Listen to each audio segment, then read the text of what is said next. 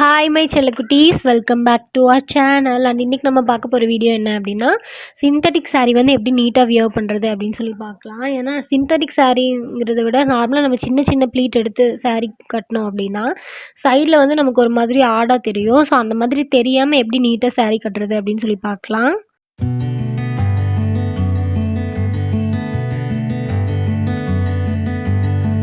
இப்போ நான் அந்த சாரீ கட்டுறதுக்கு வந்து ஒரு சிந்தட்டிக் சாரீ எடுத்திருக்கேன். இது வந்து ஒரு மாதிரி சிந்தட்டிக்கும் இல்லாமல் காட்டனும் இல்லாமல் இது ஒரு மாதிரி மெட்டீரியலு. நீங்கள் சிந்தட்டிக்னாலும் இதே மெத்தடில் தான் நம்ம கட்டணும். ஸோ இந்த மாதிரி சாரீனா வந்து நமக்கு ப்ளீட் எடுக்கிறது வந்து அவ்வளோ பெரிய கஷ்டமாகவே இருக்காது. நம்ம வந்து ஒரு டைம் ப்ளீட் மேலே எடுத்துட்டோம் அப்படின்னா அது அழகாக நீட்டாக கீழே வரைக்கும் ஈஸியாக செட் ஆயிரும். நம்ம அதை எடுத்து மடிப்பு வச்சுட்டு அது தேய்ச்சிட்டுலாம் இருக்கணும் அவசியம் இல்லை.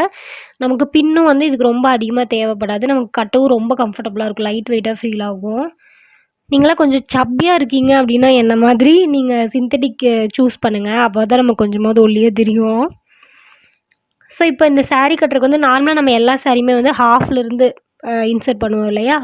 இப்போ நான் என்ன பண்ணுறேன்னா சைட்லேருந்து ஃபுல்லாக இன்சர்ட் பண்ணுறேன். அப்போ வந்து ஒரு நீட் லுக் கிடைக்குது. அதுக்காக தான் நான் இந்த மாதிரி இப்போ ட்ரை பண்ணி பார்க்குறேன். ஸோ இந்த மாதிரி சைட்லேருந்து இன்சர்ட் பண்ணிடுங்க. அப்போ ஃபுல்லாக நமக்கு கவர் ஆயிரும். ஸோ நமக்கு உள்ளே போடுற இன்ஸ்கர்ட் வந்து நமக்கு டிரான்ஸ்பரண்ட்டாக தெரியாது. உங்களுக்கு எவ்வளோ ஹைட் வேணும்னு பார்த்துட்டு நீங்கள் அதுக்கு தகுந்த மாதிரி இன்சர்ட் பண்ணிக்கோங்க. கீழே அதுவும் இல்லாமல் நமக்கு நடக்க கம்ஃபர்டபுளாக இருக்கணும். ஸோ அதனால் நீங்கள் அதுக்கு தகுந்த மாதிரி உங்கள் கம்ஃபர்டபுள் பார்த்துட்டு அதுக்கு தகுந்த மாதிரி நீங்கள் ஹைட் பார்த்து இன்சர்ட் பண்ணிக்கோங்க. இப்போ இன்சர்ட் பண்ணி நான் ஒரே ஒரு டைம் மட்டும் ரோல் பண்ணி எடுத்திருக்கேன்.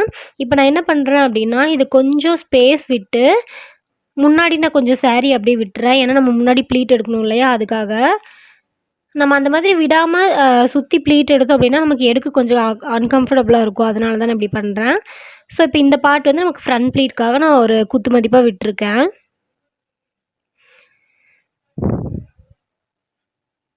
ஸோ இப்போ விட்டுட்டு நம்ம இந்த ரிமைனிங் வந்து ஒரு ரோல் பண்ணி நம்ம முன்னாடி எடுத்துப்போம். ஸோ இந்த மாதிரி ரோல் பண்ணி எடுத்துக்கோங்க. இந்த சாரியில் பாருங்கள் பார்டரில் டிசைன் வருது. ஸோ அது வந்து நமக்கு ஃப்ரண்ட் வரைக்கும் வந்தால் நல்லாயிருக்கும்.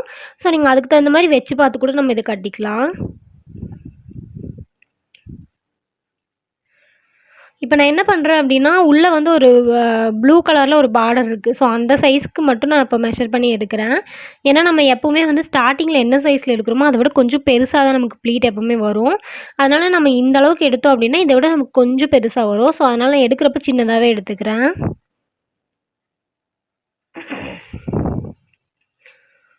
ஸோ இந்த மாதிரி ஃபேன்சி சாரீஸ்க்கெலாம் வந்து நீங்கள் ப்ளீட் எடுத்துகிட்டு அங்கே பின்லாம் குத்தி வைக்கணும்னு தேவையில்லை. அதுவே வந்து நீட்டாக செட் ஆயிடும். அது கசகசன்னு தெரியாது. நீங்கள் கீழெல்லாம் பின் குத்தணும்னு அவசியம் இல்லை. இந்த மாதிரி நீங்கள் சும்மா எடுத்து இப்படி பிடிச்சிட்டு கொஞ்சம் ஷேக் பண்ணிங்க அப்படின்னா கீழே வரைக்கும் நீட்டாக ப்ளீட் செட் ஆயிரும். அதுக்கப்புறம் நம்ம நீட்டாக கொஞ்சம் முன்ன பின்ன போனதை மட்டும் நம்ம எடுத்து விட்டு குத்திக்கலாம். ஸோ இப்போ இங்கே பாருங்கள், நான் மேலே மட்டும்தான் எடுத்தேன். அது கீழே வரைக்கும் நீட்டாக ப்ளீட் செட் ஆயிடுச்சு பாருங்கள். அதில் ஏதாவது சின்ன சின்ன மிஸ்டேக் இருந்துச்சுன்னா மட்டும் நம்ம கை வச்சு மெஷர் பண்ணிக்கலாம். நம்ம எப்பவுமே ப்ளீட் எடுப்போம் இல்லையா? அந்த மாதிரி கை வச்சு நீட்டாக மெஷர் பண்ணிவிட்டு உள்ளே கசகசன்னு இருந்துச்சு அப்படின்னா நமக்கு ப்ளீட் வந்து ஃப்ரண்ட்டில் எடுக்கிறப்ப நல்லா வராது. அதுக்காக நம்ம இந்த மாதிரி கை வச்சு மெஷர் பண்ணி எடுத்துக்கிறோம்.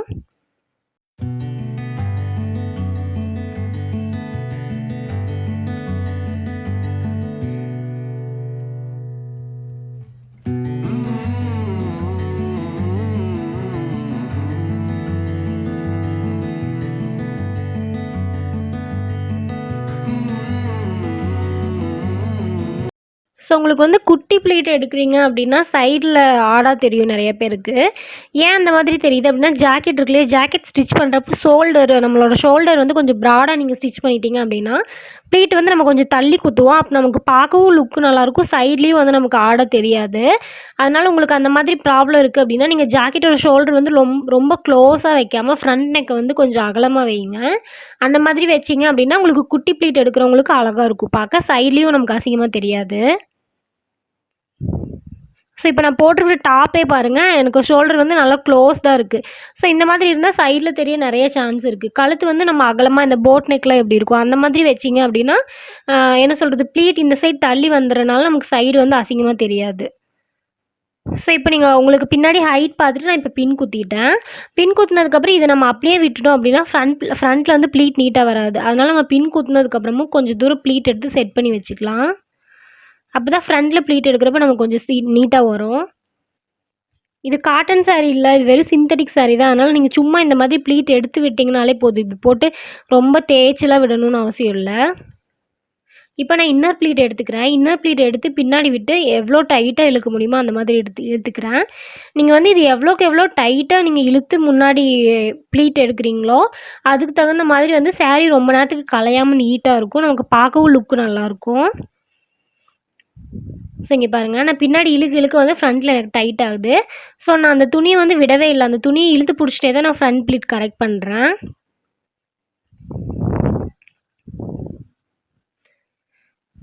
ஸோ இப்போ நான் அந்த ஃப்ரண்ட் ப்ளீட்ட வந்து அந்த கையில ஒரு கையில வந்து அந்த துணிய புடிச்சுட்டே தான் கரெக்ட் பண்றேன். அப்பதான் வந்து நமக்கு ஃப்ரண்ட்ல நீட்டா வரும்.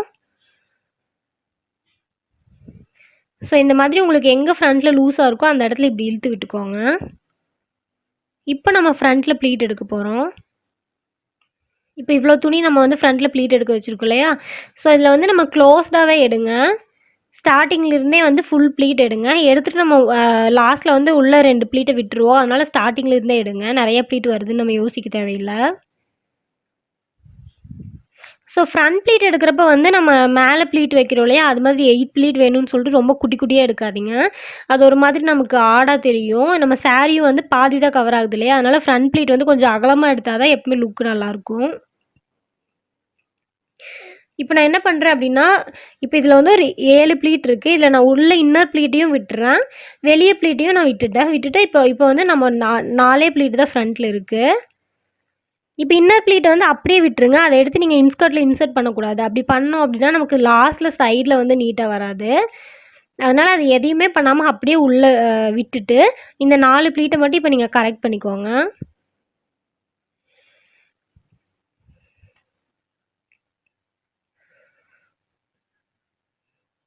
ஸோ இந்த 4 மடிப்ப மட்டும் நம்ம இப்ப இன்சர்ட் பண்ண போறோம்.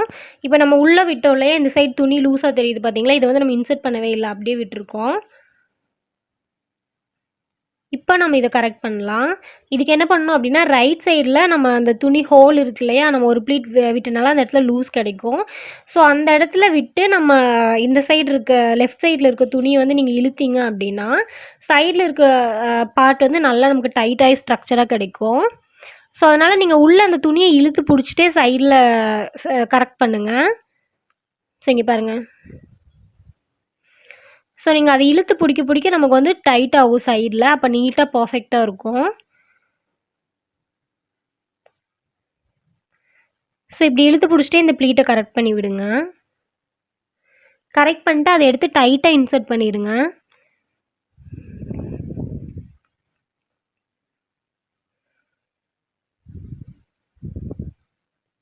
இப்ப நம்ம இத வந்து அப்படியே இன்சர்ட் பண்ண போறோம். பின் எதுவுமே நான் குத்தல.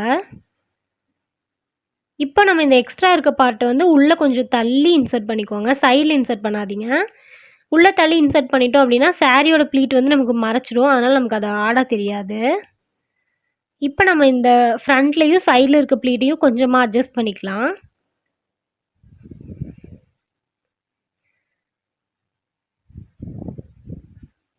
ஸோ இப்ப இந்த சைட் ப்ளீட் வந்து ஓரளவுக்கு டைட்டா செட் ஆயிருச்சு.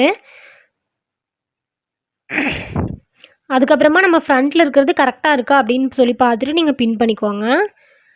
இப்போ மேல பாருங்க, மேல இருக்க இன்னர் ப்ளீட் பாருங்க, கழுத்துக்கிட்ட வந்து ரொம்ப நெருக்குற மாதிரி இருக்கு.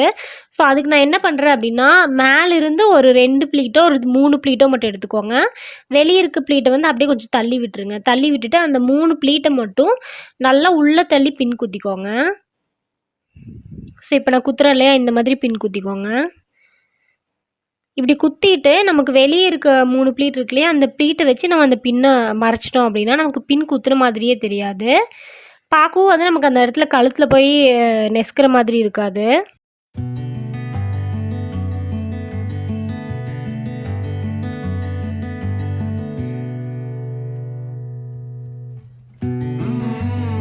ஸோ இந்த மாதிரி சாரி கட்டுனதுக்கு அப்புறமா நீங்க லெஃப்ட்ல கொஞ்சம் இழுத்து விட்டுட்டீங்க அப்படின்னா, நமக்கு சைடுல ஆடா தெரியாது. அப்படி இல்ல அப்படின்னா, உங்களுக்கு வேணும் அப்படின்னா, நீங்க அந்த லாஸ்ட் ப்ளீட் இருக்கு இல்லையா? அத எடுத்து நீங்க ஜாக்கெட் கூட சேர்த்து பின் கூட குத்திக்கலாம். ஸோ அவ்வளோதான். ஸோ இந்த வீடியோ உங்களுக்கு பிடிச்சிருந்துச்சி அப்படின்னா, லைக் பண்ணுங்க, ஷேர் பண்ணுங்க. மறக்காம நம்ம சேனல சப்ஸ்கிரைப் பண்ணிக்கோங்க. நம்ம அடுத்த வீடியோல மீட் பண்ணலாம். அன்டில் தென் பாய்.